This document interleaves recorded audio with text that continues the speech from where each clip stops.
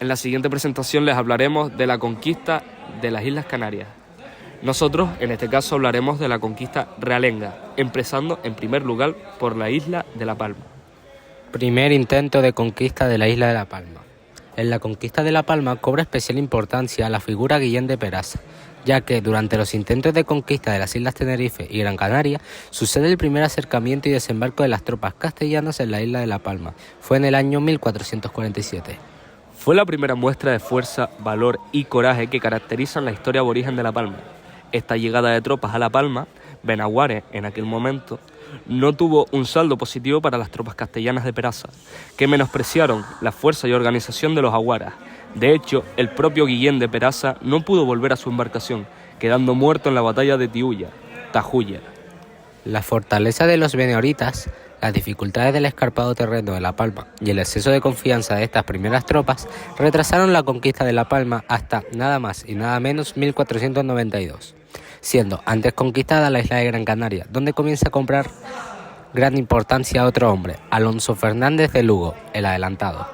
Entre 1447 y 1492 hubo un periodo de sucesivos acechos bimbaches en alianza con las tropas castellanas, ya señores de los territorios del archipiélago conquistado, en los que se producían robos de ganado, captura de esclavos y claros tanteos de conquista. No obstante, jamás se desembarcó en Benaguare de forma firme y con claro ímpetu de conquista. La fortaleza de los aguaras, como el gran conocido Tanausú y muerte del propio Guillén de Peraza, debieron ser motivos suficientes para que La Palma fuese la penúltima isla ocupada militarmente. Segundo intento y conquista definitiva. Como ya hemos mencionado, Alonso Fernández de Lugo cobró una gran importancia en la conquista de Gran Canaria, y por este motivo también se ganó confianza de los reyes católicos para obtener los derechos de conquista de los territorios por conquistar. Por ello, el 29 de septiembre de 1492 desembarcaron en Tazacorte un buen número de tropas castellanas con la intención de conquistar definitivamente la isla de La Palma. Se sabe que vinieron 6 embarcaciones con 900 hombres. En estas conquistas del archipiélago no solo desembarcaban las tropas castellanas, sino que eran acompañados también por aborígenes de otros lugares, ya convertidos al cristianismo. Los reyes católicos no deseaban una conquista basada en la guerra, el genocidio y la absoluta desaparición aborigen de estos nuevos territorios. La estrategia se basaba en desembarcar, conocer, negociar y pactar con la población de la isla. Tal es el caso que los castellanos respetaban la organización territorial en cantones y también los derechos de los jefes o menseyes de cada cantón beneorita. Por parte de los benaoritas, la situación fue similar en la mayoría de territorios. En la mayoría de menseyatos no hubo oposición alguna y la población aborigen fue absorbida poco a poco, cristianizada y bautizada como ya había ocurrido 40 años antes en la Isla del Hierro. Se firmaban tratados de paz y se realizaban negociaciones con la población aborigen en la mayoría de los territorios, pero destacaban algunos episodios de contiendas y batallas, que dan muestra de la fortaleza y el valor de algunos líderes benauritas que no quisieron rendirse a la conquista. Ahora vamos con la conquista de la isla de Gran Canaria. La conquista de Gran Canaria la podemos distinguir en 3 etapas. En la primera etapa, la etapa inicial, abarca los meses de junio y diciembre de 1478. El 24 de junio de 1478 desembarcó en la isla la expedición mandada por Juan Rejón y el deán Juan Bermúdez, representante del obispo del Rubicón, uno de los financiadores de la conquista. Ese día, junto a Guinada, se fundó. Comenzamos ahora con la conquista de la isla de Gran Canaria. La conquista de Gran Canaria la podemos distinguir en 3 etapas distintas. Primera etapa, etapa inicial. Abarca los meses de junio y diciembre de 1478. El 24 de junio de 1478 desembarcó en la isleta la expedición mandada por Juan Rejón y el deán Juan Bermúdez, representante del obispo del Rubicón, uno de los financiadores de la conquista. Ese día, junto al Quiniguada, se fundó el Real de Las Palmas.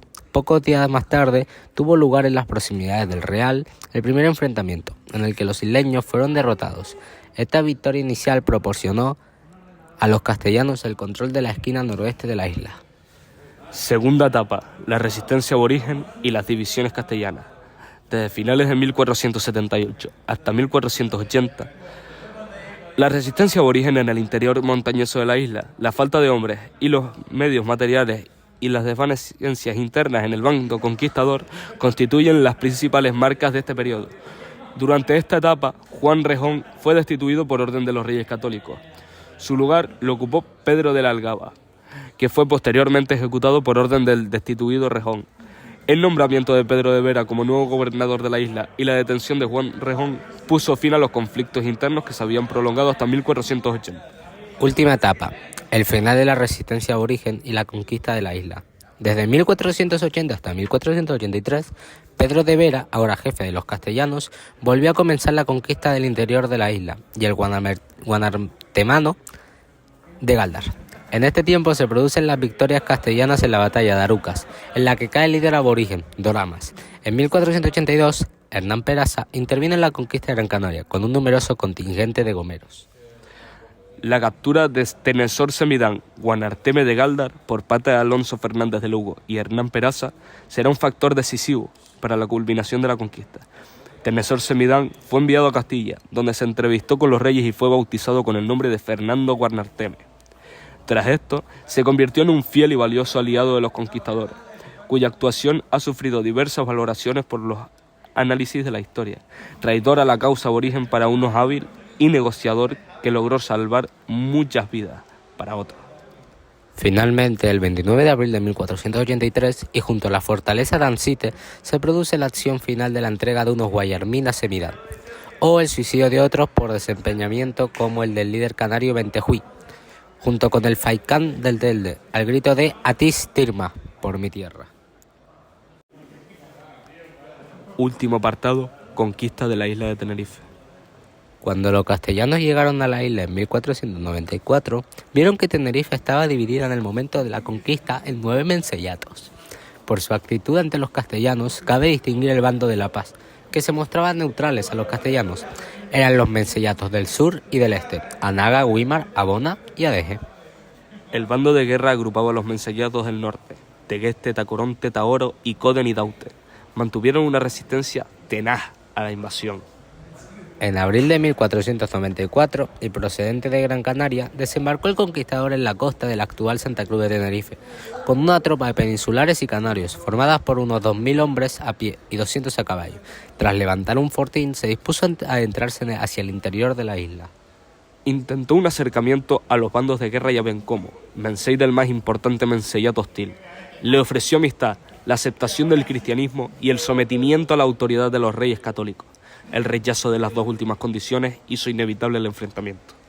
El primer encuentro armado fue la célebre primera batalla de Acentejo, que tuvo lugar en el barranco de Acentejo, en el municipio de La Matanza. Una tropa invasora de más de 2.000 hombres se adentró por el norte de la isla, en dirección al valle de Taoro, actual valle de la Orotava. El objetivo era doblegar a los guanches en el núcleo de su resistencia. Los guanches esperaron emboscados a los castellanos que, sorprendidos, sufrieron una grave derrota, perdiendo la batalla el 80% de sus fuerzas. Alonso Fernández de Lugo pudo escapar hacia Gran Canaria, donde preparó un nuevo asalto con tropas mejor adiestradas y más recursos.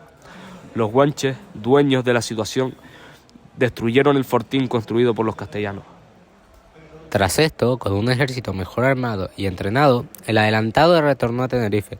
Tras reconstruir el fortín de Añazo, se dirigió hacia los llanos de Aguere, donde hoy en día se sitúa la ciudad de La Laguna, donde en noviembre derrotó a Bencomo en la conocida como Batalla de Aguere, durante la cual el líder guanche cometió el error de presentar batalla en una zona llana.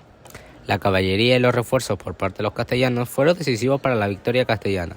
1.700 guanches, entre ellos Bencomo y su hermano Tinguaro, quedaron muertos en el campo de batalla.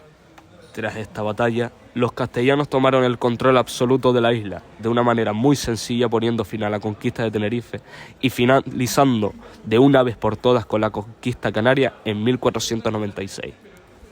Esta ha sido la conquista realenga de las Islas Canarias. Muchas gracias por su atención.